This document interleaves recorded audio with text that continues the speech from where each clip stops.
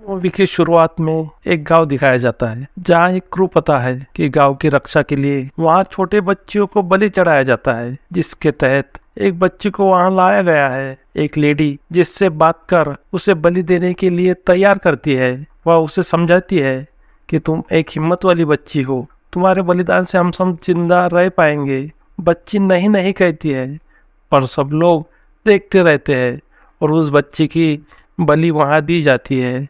यह दिखाकर scene shift हो जाता है। ओली नामक एक शख्स दिखाया जाता है जिसे मिलने के लिए एक व्यक्ति आता है। वह शख्स ओली से पूछता है कि क्या तुम्हारी कोई फैमिली है।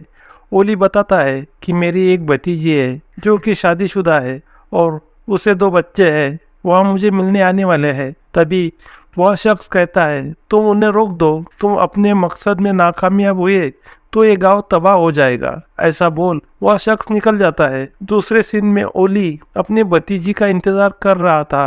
तभी भतीजी फैमिली के साथ वहां आ जाती है, जो अपनी बेटी मैगी की पहचान उनसे कराती है और बताती है कि वह लेखिका बनना चाहती है। तभी ओली भतीजी और फैमिली को अंदर ले आते हैं, जहां पुरानी चीजें देख मैगी अपनी डायरी में कुछ लिखने लगती है। तभी ओली उन्हें अपना रूम दिखाए उन्हें आराम करने को कहता है। अब उस घर में आने के बाद भतीजे का लड़का जैक को कुछ बुरे विजन्स आने लगते हैं, जो देख मैगी उसे दिलासा देती है। वह भतीजी अपने पति से बात करती है जिसकी जॉब छूट चुकी थी और परेशान होकर 10 घंटे का ट्रेवल्स कर वह ओली के घर आए थे, जहां बच्चे डरे हुए थे। वह उसे जल्दी कोई जॉब ढूंढने को कहती है ताकि वह यहाँ से निकलकर अपने बच्चों को अच्छी परवरिश दे सके। लेकिन उनका पति नेल कहता है कि हम ज्यादा से ज्यादा 2 या 3 दिन यहाँ रुकेंगे और बॉस को जो कैश पेमेंट देना है वह अगर मिलता है तो हम यहाँ से निकल जाएंगे। लेकिन भतीजी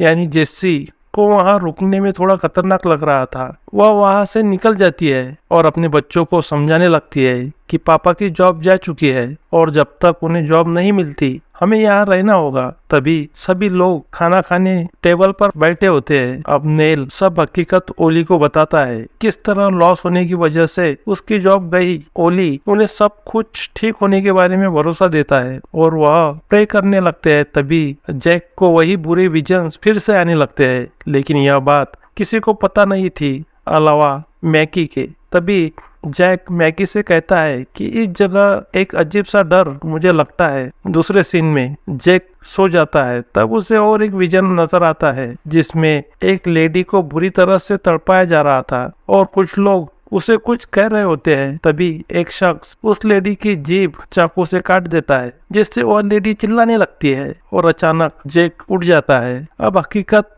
बहन मैगी को बताता है, जो कि अपने डायरी में सब लिख लेती है। तभी ओली एक बकरा साथ में ले जंगल की ओर जाता है, जिसके हाथ में वही एक्स थी जिससे उस बच्ची की बलि दी गई थी, जिससे वह उस बकरे को मार उसका खून एक कटोरे में लाता है और अपने फार्म में रखता है। अब बच्चों को वह फार्म काफी डरावना लग रहा था और वहां से उन्हें खराब बदबू भी आ रही थी। वह देखने फार्म तक आ जाते हैं। तभी उन्हें ओली देख लेता है और उस जगह से दूर रहने को कहता है। वह बताता है कि यह जगह बच्चों के लिए सेफ नहीं है। यहाँ से पहले भी बच्चों के साथ बुरे हादसे हुए हैं, तुम भी इस जगह से दूर ही रहो। बच्चे रास्ते से जा रहे होते हैं। तभी जैक को फिर से विजन आता है कि एक लेडी बचकर भाग रही है और एक शख्स एक एक्स ले उसे मारने उसका पीछा कर रहा होता है। वह जंगल में भाग रही थी। तभी वह शख्स उसे पकड़ लेता है और डेमन को शांत करने के लिए ऐसा करना पड़ेगा, ऐसा बोल उसे मारने आगे बढ़ रहा था और वह लेडी खुद को बचाने की कोशिश कर रही थी। तभी वह शख्स एक्स को उस लेडी के गले पर रखता है और एक ही वार में उसका सिर धड़ से अलग कर देता है और जैक होश में आ जाता है। अब मैगी जैक के साथ चलने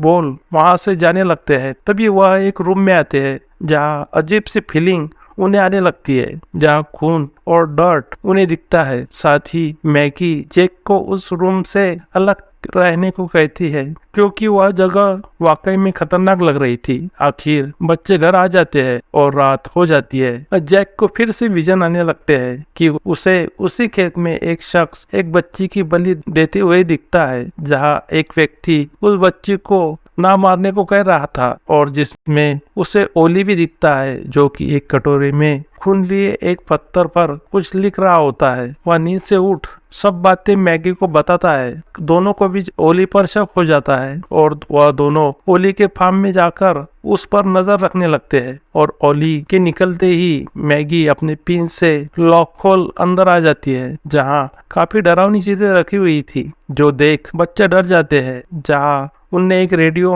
माइक भी दिखता है जिसे मैगी जैक को देती है। वह देखते हैं कि जैक को विजन आता है कि एक बच्चा मुर्गियों को दाने खिला रहा होता है। तभी उस पर एक व्यक्ति उसी एक्स से वार कर उसे मार देता है और उठाकर ले जाता है। अचानक डरकर जैक होश में आ जाता है और वह रेडियो माइक फेंक देता है। अब मैगी रेडियो की साउंड बढ़ाकर जैक को बोलने को कहती है। अचानक रेडियो कनेक्ट हो जाता है जिससे दोनों डर जाते हैं और बात करने लगते हैं, जिसमें से डेविड नाम का शख्स बोलने लगता है। लेकिन अचानक रेडियो कनेक्टिविटी छूट जाती है। अब मैगी वही फॉर्म में बैठ डायरी में लिख रही थी और जैक वही खेल रहा होता है। वहाँ ओली आ जाता है और जैसे भी वही आ जाती है। अब ओली उससे बात कर बच्चों को यहाँ ना आने के बारे में उसे समझाता है। तभी जेस्सी ओली से कहती है कि हम सब यहाँ फ्री रहना नहीं चाहते, इसलिए अब बच्चे यहाँ तुम्हारी मदद करेंगे, जिससे मेहनत भी होगी और तुम्हें मदद भी होगी, और वहाँ से निकल जाती है। अब बच्चे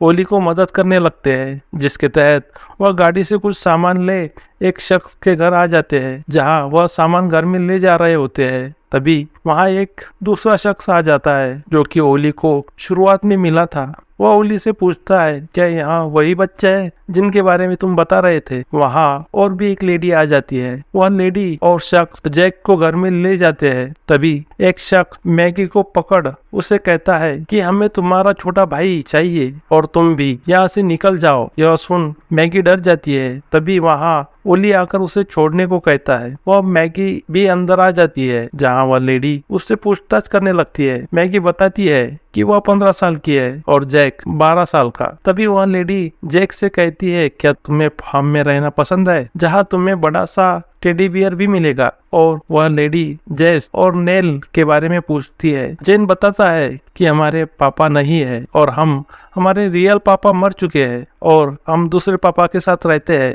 यह सुन वह भावुक हो जाती है। वह लेडी वहाँ से रोते हुए बाहर निकल जाती है। तभी मैगी और जैक ओली के साथ वापस आ जाते हैं। ओली उन्हें बताता है कि उस लेडी का बेटा जो कि जैक की उम्र का था, वह कुछ साल पहले घर से भाग गया था, इसलिए वह जैक को देख भावुक हो गई। तभी वहाँ मेसी और नेल आ जाते हैं और सीन वही कट हो जाता है। दूसरे सीन में मैगी और जैक दिखाई जाते हैं, जहाँ जैक मैगी से कहता है कि उस लेडी का बेटा जो घर से भाग चुका था, वह शायद वही है जो उस दिन रेडियो पर डेविड कहकर हमसे बात करना चाहता था। तभी मैगी उसे फिर से उस रूम में जाकर डेविड से बात करने के बारे में बोलती है और दोनों फिर से वही रूम में आकर रेडियो कनेक्ट कर बोलने लगते हैं। जैक को विजन दिखना शुरू हो जाता है। वहाँ जहाँ वह रेडियो पर बोलने लगता है, वह कहता है डेविड, पर सामने से आवाज आती है, वह डेविड नहीं रोज बात कर रही है। अब दोनों भी डर जाते हैं। अब वह उससे पूछते हैं, क्या तुम डेविड को जानते हो? तो रोज कहती है, हाँ मैं जानती हूँ। वह पूछता है, तुमने उसे कहाँ देखा है? वह कहती है कि मेरे साथ ही है। और अचानक उससे बचाओ बचाओ की आवाजें आने लगती है और विजन में वही लड़की जिसकी बलि दी गई थी और वही लड़का जिसका सिर काट दिया गया था वह नजर आने लगता है और रेडियो डिस्कनेक्ट हो जाता है। अब दोनों घबरा चुके थे। उन्हें पता नहीं चल पा रहा था कि उनके साथ ये क्या हो रहा है। तभी जैक सब कुछ मम्मी को बताने को कहता है, पर मैगी उसे कहती है, नहीं हम ऐसा नहीं कर सकते, हम किसी को भी नहीं बता सकते, और वहां से निकल जाते हैं। अब मैगी घर आती है, जहाँ ओली एक तस्वीर के सामने खड़ा होकर कुछ बात कर रहा था। वहाँ कोई नहीं था। फिर भी वह बात कर रहा था। मैगी देख हैरत में पड़ जाती है। वह ओली को पूछती है कि वह किससे बात कर रहा था, पर कुछ भी ना बोले ओली वहाँ से निकल जाता है। अब मैगी का शक काफी बढ़ चुका था। वह ओली का पीछा करने लगती है। अब ओली उसी रूम में जाता है। वह दोनों पीछा कर उसे देख रहे थे। वह बाहर आता है, दोनों चुप जाते हैं। अब ओली एक हाथ में मुर्गा और दूसरे हाथ में एक एक्स ले वहां से निकल जाता है और वही आ जाता है जहां उसने बकरे का खून उस पत्थर पर लगाया था। और दूसरा सीन दिखाया जाता है जहां आधी रात मैगी की नींद खुल जाती है और उसे अजीब सी आवाजें आने लगती है। वह उठ जाती है और हर रूम में जाकर देखने लगती है। मैगी देखती है कि ओली उसकी मम्मी के रूम में झांक रहा था। मैगी उससे पूछने लगती है मगर कुछ भी ना बोले ओली वहां से निकल जाता है और सीन वही कट हो जाता है। अब दूसरे दिन जेसी और नेल के साथ जैक और मैगी खाना खाकर उठ जाते हैं और एक दूसरे को इशारा करते हैं। आखिर मैगी जेसी के पास आती है और उसे बताती है कि मुझे रात ओली अंकल आपके रूम में दिखे थे। तभी नेक उसे अनदेखा कर उसे बाहर जाकर खेलने को कहता है। वह दोनों की नहीं सुनते। दोनों के बाहर जाते ही नेक जेसी को समझाता है कि हमें कुछ दिन यही निकालने पड़ेंगे। अगर हम वापस जाते हैं तो हमें पैसों को साथ लेकर जाना पड़ेगा, इसलिए हम कुछ दिन यही गुजारते हैं। दूसरी ओर बच्चे फिर से वही जगह आ जाते हैं। अब नेक घर में कुछ ढूंढ रहा था। उसे एक किताब मिल जाती है जो कि काले जादू की किताब थी, जिसमें कुछ काले जादू के बारे में लिखा हुआ था। वह पढ़ने लगता है जिसमें बच्चों का त्याग कर शांति बनाए रखने की काले जादू के बारे में लिखा हुआ था। दूसरी ओर मैगी जैक को समझाती है कि तुम्हें जो सपने आते हैं वह सिर्फ सपने नहीं है, वह हकीकत है और हमें कुछ इशारा कर रहे हैं। लेकिन जैक को अभी भी इस बात पर यकीन नहीं था। तभी वह उसे याद दिलाती है कि पापा की मौत के सपने तुम्हें आते थे और सच हुआ था। अब हमें यह सब रोकना है। दूसरे सीन में जैक सोया हुआ दिखाई देता है, जिससे विजन आने लगते हैं कि एक लेडी और एक शख्स एक लेडी को मार उसे धमका रहे होते हैं और वह शख्स उसे समझाते नजर आता है कि यह रूल है कि इस फैमिली की पहली बच्ची की बलि दी जाती है और अब समय आ चुका है कि तुम्हारी बच्ची की बलि दी जाए। यह एक अच्छी बात है, इससे हमारा गांव बचा रहेगा और यही बच्ची की किस्मत भी है। पर वह लेडी मानने को तैयार नहीं थी। वह रो रही थी। एक दूसरी लेडी उसे पकड़ उसे धमकाती रहती है और वह बच्ची यह सब सुन रही थी। अब वह शख्स उस लेडी का गला काट उसे मार देता है और बच्चे को उठाकर बाहर ले जाता है। और तभी जैक की नींद खुल जाती है। वह सब मैगी लिख रही होती है। वह बाहर आ जाते हैं जहां वही शख्स आ जाता है जिसके यहाँ वह सामान लेकर गए थे। वह उन्हें पुरानी बातें निकालता है कि कैसे उस गांव को शांत रखा जाता है और तुम्हारा परिवार भी इसी शांति के रूल को मानता है। वह यह भी बताता है कि तुम्हारी जान यहाँ खतरे में है, तो तुम अपने मम्मी पापा से बात कर जल्द ही यहाँ से निकल जाए। यहाँ तुम खतरे में हो, तुम्हारे चारों ओर बुरी ताकतें घूम रही है। लेकिन मैगी जैक को लेकर वहां से निकल जाती है। अब मैगी सोचने लगती है कि उस शख्स ने ऐसा क्यों कहा था। इसकी हकीकत जानने वह दोनों फिर से फार्म में आ जाते हैं। दूसरी ओर अब जेसी ओली अंकल से बात करती है और ओली कहता है कि तुम्हें यहाँ इतना समय रुकना सही नहीं है। तुम जानती हो कि इस गाँव में शांति बनाए रखने के लिए कुछ रूल है और यहाँ शांति रखने के लिए हमारी फैमिली ने पहले भी काफी बलि दिए है और तुम तुम्हारे कामचोर और बदमाश हस्बैंड के साथ या तुम्हारे प्यारे बच्चों के साथ रुकी हो। वह कहती है क्योंकि उनके पापा ने यही खुदकुशी की थी। ओली कहता है दोनों को भी कुछ होने से पहले तुम्हें यहाँ से निकल जाना चाहिए, वरना दोनों को भी पछताना पड़ेगा। ओली अपनी डॉल को ढूंढने लगता है जो कि उसके बेटी की थी, जो नहीं मिल रही थी। अब उसे पता चलता है कि वह नेल ने चुराई थी। अब ओली नेल को मारता है और उसे डॉल के बारे में पूछता है जहां वह शख्स भी मौजूद था। वह शख्स ओली को बोलता है कि तुम्हारी वजह से सब खत्म होने वाला है, तुम्ही ने सब को यहाँ रखने की परमिशन दी है। और दूसरा सीन दिखाया जाता है जिसमें जैक और मैगी रेडियो से बात कर रहे होते हैं, जहाँ जैक रोज से बात करता है और वह कहती है मैं रोज नहीं ग्लोरिया बोल रही हूँ। और वह उन दोनों को आगाह करती है कि वह इस फील्ड से और मेरे पापा से दूर रहे। और ऐसा बोल रेडियो डिस्कनेक्ट हो जाता है। अब दोनों घर आ जाते हैं और कुछ ढूंढने लगते हैं। तभी नेल अब उसी फार्म से एक एक्स लाता है और ओली पर हमला कर देता है। दोनों में लड़ाई चलती है। तभी ओली एक्स ले लेता है और नेल को मार रहा होता है। तभी वहाँ जेसी आ जाती है और ऐसा ना करने को कहते हैं। अब ओली उसे बोलने लगता है कि तुम्हें पता है कि इस जगह कोई भी बच्चा जिंदा नहीं रह सकता, फिर भी तुम यहाँ क्यों आई? तभी नेल ओली पर हमला करता है, पर अब ओली को गुस्सा आ जाता है और वह नेल को एक्स से मार देता है। अब जेसी बच्चों को वहाँ से भागने को कहती है और मौका देख खुद भी वहाँ से भागने लगती है। जेसी, मैगी और जैक भागकर वही आ जाते हैं जहाँ शुरुआत में उस बच्ची की बलि दी गई थी। वहाँ आकर जैक को अजीब सा लगने लगता है क्योंकि उसे आने वाले विजन्स उसी जगह के थे। लेकिन जेसी बच्चों को वहाँ से भागने को कहती है। तभी वहाँ से एक गाड़ी आती है जिसमें वही लेडी आती है जिसका बेटा डेविड घर से भागा था और वही शख्स जो शुरुआत में दिखाया जाता है। जेसी उन्हें सब बात बताती है, मगर वह दोनों भी ओली के साथ मिले हुए थे। अब वह दोनों जेसी और बच्चों को मारने की कोशिश करते हैं और ओली भी वहाँ आ जाता है और वह कहता है कि आंटी डिमांड कर रही है और एक बलि देने का समय हो चुका है। तभी फ्लैशबैक दिखाया जाता है जिसमें आंट डिमांड करती है और एक बच्चे को लाया जाता है जिसे वह समझाती है कि यह एक अच्छी बात है, तुम भाग्यशाली है कि तुम अपने गांव को शांत रख अपना बलिदान दे रही हो। उस बच्ची के पिता भी वहाँ मौजूद होते हैं पर वह कुछ कर नहीं सकते। बच्ची डैडी डैडी करती है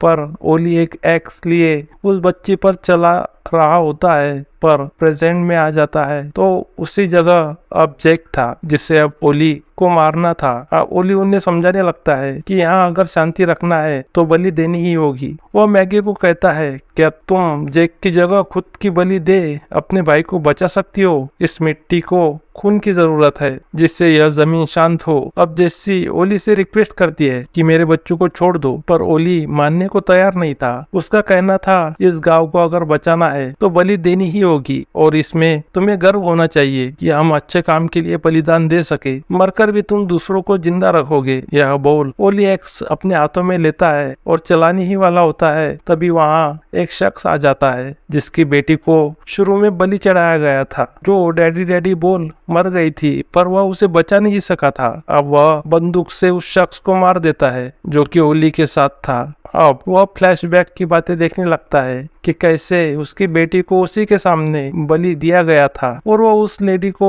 भी गोली मार देता है। अब जेसी अपने बच्चों को छुड़ा लेती है पर अचानक ओली उस पर वार कर बंदूक नीचे गिरा देता है। तभी मैगी ओली पर हमला कर उसे रोक लेती है। तब तक वह शख्स बंदूक फिर से उठा लेता है और ओली को शूट कर उसे मार देता है। वह अपनी बेटी को तो नहीं बचा पाया पर अब मैगी और जैक को बचा लेता है। अब वह तीनों खुश हो जाते हैं और यही मूवी का एंड हो जाता है। तो अब तक आप मेरे साथ जुड़े रहे, आपका बहुत बहुत शुक्रिया। अगर आपको मूवी अच्छी लगी तो लाइक करें, शेयर करें और चैनल पर अगर नए हैं तो चैनल को सब्सक्राइब करना बिल्कुल ना भूलें। तो मैं आप सबसे अब विदा लेता हूँ, फिर मिलेंगे किसी और मूवी के साथ। तब तक के लिए बाय, धन्यवाद।